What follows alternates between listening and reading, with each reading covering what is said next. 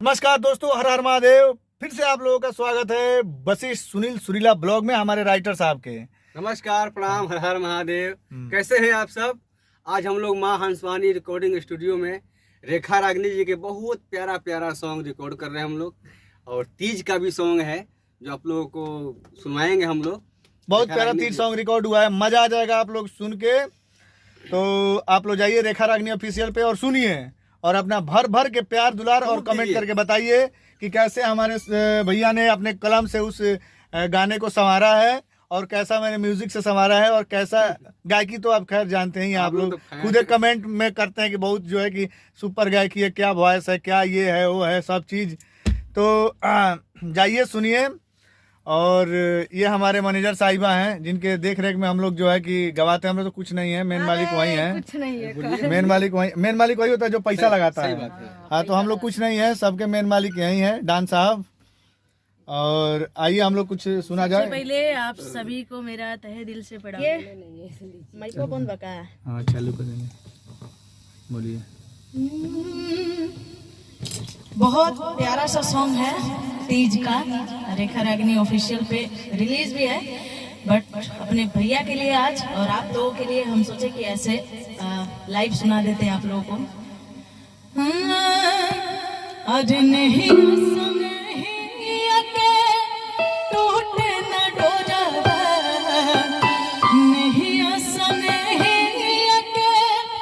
टूटे न डोरा, रखले सलामत रहे शिव जी से नूरवा।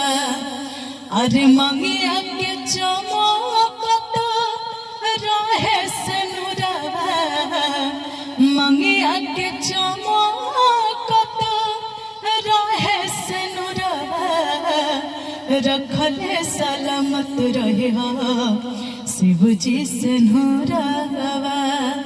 ढेर सारा प्यार दीजिए। और आगे सुनाती हूँ मैं। अंतरा भी बहुत प्यारा है। लिखे हैं भैया, मुखड़ा तो प्यारा ही है, अंतरा भी बहुत लाजवाब है। हो पिया वेले जलवा सोरहो सिंगार जी, ओहे परहन होवे जी के आधार जी। आज की ऊ हमें चंदा हम चकोरा, हमें चंदा हम बनी चकोरा, रखले सलामत रहे शिव जी से नूरवा।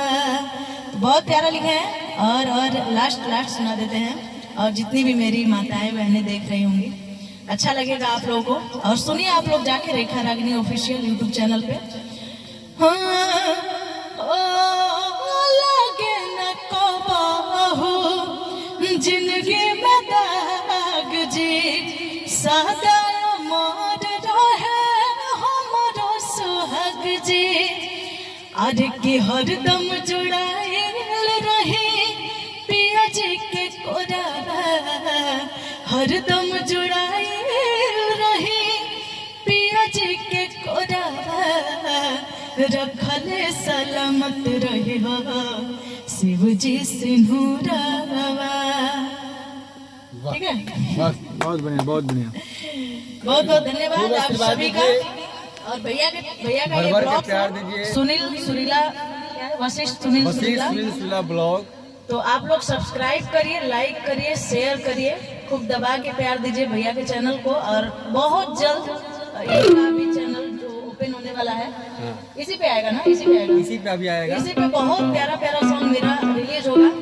पहले ज्यादा से ज्यादा आप लोग देखिए ताकि भैया का चैनल जल्दी मोनेटाइज हो जाए। आशीर्वाद दीजिए, जैसे रेखा रागनी ऑफिशियल पे ज्यादा आशीर्वाद दीजिए, जल्दी मोनेटाइज।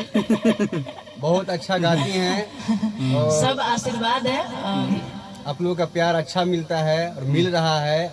और सारे गाने को आप लोग इतना प्यार दीजिए कि दिल गदगद हो जाए। दिल तो गदगद हो ही जाता है, आंखों में नींद ना, जो गाना हिट किया है बस इसी तरह आशीर्वाद। जिस तरह से आप लोगों ने आंखों में नींद ना को इतना सारा प्यार दिया है मेरे ऑफिशियल चैनल पे, अभी 2 दिन हुआ है रिलीज हुए, एक गाना बहुत प्यारा है बेवफा तेरे याद में, उसको भी सुनिए आप लोग, ढेर सारा प्यार दीजिए, बहुत अच्छा गाना है।